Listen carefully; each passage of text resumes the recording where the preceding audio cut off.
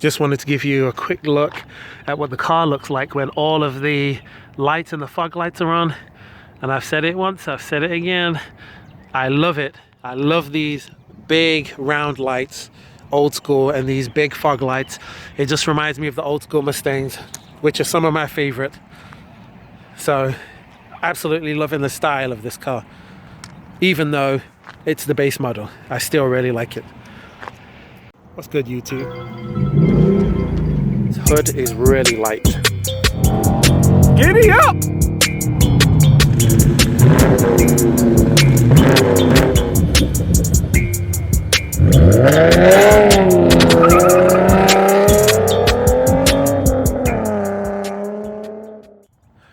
Welcome back to Lawson's Car Reviews.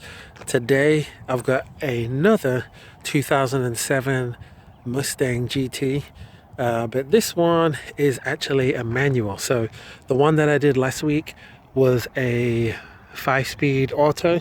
This one is actually the 5-speed manual, and I can tell you right now, before we even get into the review, that it is much more fun to drive the manual than it is the automatic. But the one last week was a premium, and it had the nice Shelby wheels and all of the goodies on it. This one is a little bit more base. It does have tinted windows, but it definitely does not look as good. It has been lowered. You can totally see from the front that the wheel gap is way down. So my assumption is that this car at one point had aftermarket wheels on it, and then when they sold it, they probably took the wheels off. So this just has the stock base wheels. These are probably my least favorite wheels, but I kind of like all of these Mustangs. But these are actually 235 55 17s. The one that I drove last week were 255s, and they were 18-inch rims. So definitely had a much better stance on the white Mustang Premium, but this one still looks good. I mean, I'm not really crazy about this blue color, but this body style in general is one of my favorites. If you didn't know, Mustang has been around forever, and these tri-bar lights harken back to the original Mustangs, which actually came out in what, 1964 or 1964 and a half, if you're being super specific. But car just looks good all the way around. Like I said in the last video, this S197 body style is the body style that actually got me into Mustangs in the first place. So one of the differences that I can point out that's different from the last week's car is last week's car actually had the hood scoop that comes on some of them. Both of them come with the big, giant, aggressive looking fog lights, which I'm a huge fan of. Love the look of those. But the white one also came with color matched wing mirrors, which does make the car look way better when it's got color matched mirrors versus when it's just, you know, matte black. But the trunks on these cars are awesome. They're a good size. They've got a good opening, way bigger than the Camaro opening. I'll put the trunk size on the screen, and you do have a spare under there. And these exhaust tips are slightly different. They're a different cut than the ones that was on the last car, on the Premium. But it still looks good, and it still sounds good. And I like these lights. On this particular model, it does not come with the sequential turn signals. You can install those aftermarket, but it doesn't come with it stock. And as for the interior, there's not much to write home about. It's all the cheap Ford plastics. Looks super cheap, feels cheap. These seats are not the leather seats. And I will say the white one also had a chrome or aluminum nameplate here. It is automatic on the sliding, but it's manual on the back. And you've got these tiny little seats in the back, which does work to fit little children, but it really doesn't work if you're trying to fit adults behind you. This steering wheel is not leather. I'm not sure what the material is, but the leather wrap material on the other one definitely felt better. And then you've got these nice old school looking gauges, and I actually think that these gauges are a lot nicer than the ones on the newer Mustangs. The newer Mustangs that do not have the digital gauge. That's what I mean. So if I turn them on, can't really see them illuminated in the daytime, but the other difference is the Mustang from last week had a shaker stereo system, which was awesome. This just has the bass, but you do get the awesome 5-speed manual, which I really like the feel of these shifters. If it was me, what I've always done in my Mustangs, I changed this to a cue ball shifter because it just gives it a bit more of a premium look. And the glove box is a decent size. And then you've got automatic windows. You've got automatic on the wing mirror adjustments, and a very, very, very decent size glove compartment, which has an auxiliary port and I believe a 12 volt there, and some space for your change. And a decent sized cup holder. One is larger than the other, but if you're shifting, then your drinks actually get in the way, and you've kind of got to do this monkey grip on the steering, on the gear shifter. But you know, this is typical Ford. Everything on the inside is super cheap. But even though it is super cheap, it does not stop me from really liking this car. So let's go ahead and take a look under the hood. All right, so as you can see, this is the 4.6 litre V8 engine, pushing 300 horsepower, 310 foot-pounds of torque, 0 to 60 in 5.6 to 5.7-ish seconds, and the quarter mile in 14.1 seconds. You can see that these cars do come originally with a prop rod, and I'm going to put a picture up of on the screen so that you can see the engine from the car last week, so that you can see how much love the car from last week got compared to this car.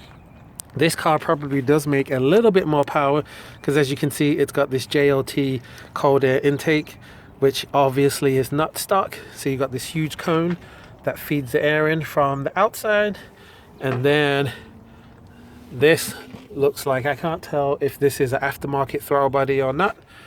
Some of you Mustang experts will definitely be able to tell me, but this is the 24 valve engine. So the 4-valve machine. The weight on this car is around 3,600 pounds. It is a 5-speed manual, whereas the one last week was a 5-speed automatic, and it gets around about 19 miles to the gallon in the city and 25 on the highway. It might be 17 in the city, but I'll put all of that stuff on the screen for you. But I do like the sound that these engines make, especially when they have a Flowmaster or MagnaFlow exhaust on them. But we're going to go ahead, start this up, and get a little exhaust clip from this.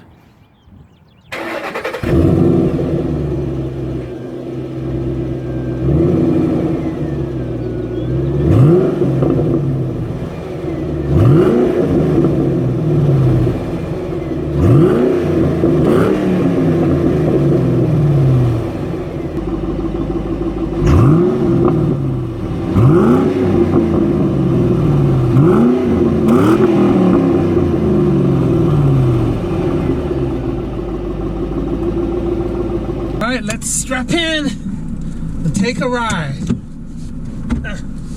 I love these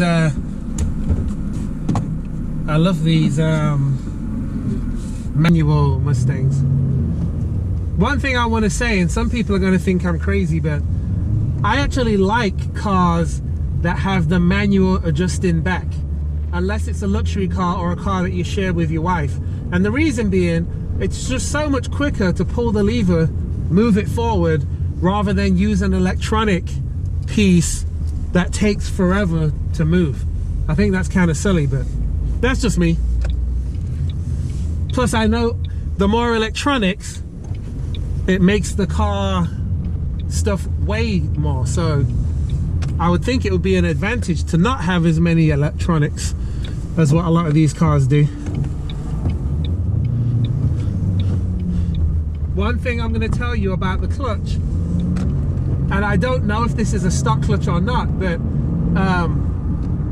the car's clutch has a really high biting point. So it takes a little bit of getting used to, but I mean, I've driven hundreds of manual cars, so it doesn't really take that long for me to get used to it. But I'm just pointing out that the biting point on this clutch is a lot different than some of the other cars that I've driven. I drove a Mustang Performance Pack, I forgot what, I think it was a 2014, and the biting point on that was very low. It was super low, whereas the one on this is like really high. It's almost at the top of where the clutch stops, so that's interesting. But the car, once again, it has that good V8 rumble. It's got that good sound to it, so I really enjoy the sounds of these 4.6 litre V8 engines. When these cars were popular, I owned a Jaguar XJ8, and that also had 300 horsepower, 300 pound-feet of torque, except it was all on an aluminum body, and the transmission was a 6-speed auto, and it shifted way faster than what these Mustang automatic transmissions shift. So the weak spot for me in these cars is the auto, which is why I'm glad I got the manual today. Now, no one's in front of me. Let's go ahead and get on it. Come on. Oh, it's lacking in torque. Here we go. Woo! And that's why manual is king. That's why manual is king. Now, I was in second gear, and the car took quite a while for the torque bend to kick in, which is fine. I mean, this is an older car. I don't expect it to be that quick. And I'm absolutely positive that my Camaro would absolutely obliterate this off the line and on a roll. But mine's a 2018 and this is a 2007. So, you know, even the EcoBoost Mustang at this point is a lot faster than this car. But the difference is, this car has got that old school feel, the old school look. It even smells like an old school Ford, which might sound like a weird thing, but I've owned at least 15 different Fords, and Fords have a very weird, unique smell to it. If you've ever been in, say, like a VW, Volkswagen cars sometimes smell like crayons, which it sounds weird, but go back, smell one of your friend's Volkswagens, and you're gonna be like, damn, smells like crayons in it. You're gonna remember me saying it now. But Ford also has a smell of cheap plastic. But I love it. As much as I'm ragging on Ford interior and everything like that, and anytime I say anything negative about a Mustang, someone mentions in the comments that I'm a Mustang hater, when I've owned a Mustang and I've driven a ton of them, and I've almost bought a whole bunch of them. So no, I do not hate Mustangs. I've always liked Mustangs. There's just a couple of generations that I weren't big fans of. But this is not one of them. I like this generation Mustang. I didn't like the Fox body Mustang. Even though I know it's popular, it's not one of my favorites. I think it looks like a Ford Escort that we get back in England. It just doesn't have that Mustang look. And I did not like the SN 95 model Mustangs, but as I got older and as they've become around less and less, and you've got like the Mach 1 in that one and the Terminator, then I began to appreciate them a little bit more. Whew. I'll tell you this, in this car versus the auto, you definitely are going to have more fun with this manual. Even though the other car was a lot nicer, it had the leather, it was premium, it was very well looked after. The guy at the dealership told me that the other car I drove that had 37,000 miles is a 2007. He said that that was the second lowest miles in the country for a 2007. He could have been lying to me, but 37,000 miles for a 2007 is pretty darn low. This car only has 47,000 miles. So this is also very, very low mileage for the year of car that this is. But it's excellent to drive. It still feels modern. It feels like an older, newer car, if that makes sense. But what I will say is, this car still, with its solid rear axle, does not do good over bumps.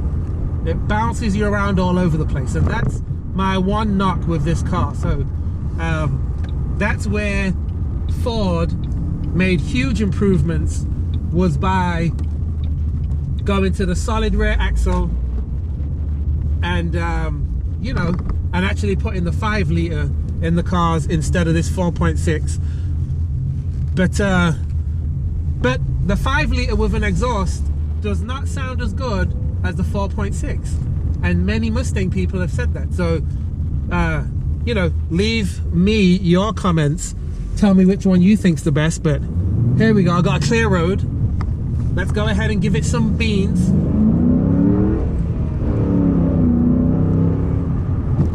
Oh yeah. Still got that sound, still got that muscle car sound. Woo! Let's go Ford! Don't, I better slow down. I mean, I can hear little creaks and little rattles in this interior, but this interior was renowned for that. And in all fairness, on the newer Mustangs, Ford has done such a good job of improving the interior, of improving the build quality of the car, that I'm not really going to knock this, because as I said in the other video, the Japanese interiors were not the best at the time that these were being built either.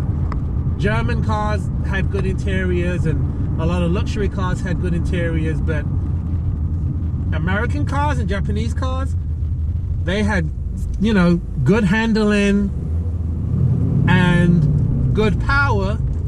You know, American cars always make good power for the money, but the interior quality was always trash. So don't dislike the video just because I said something that's true. I know how sensitive Mustang people are. Here we go, back on the highway. One last blast.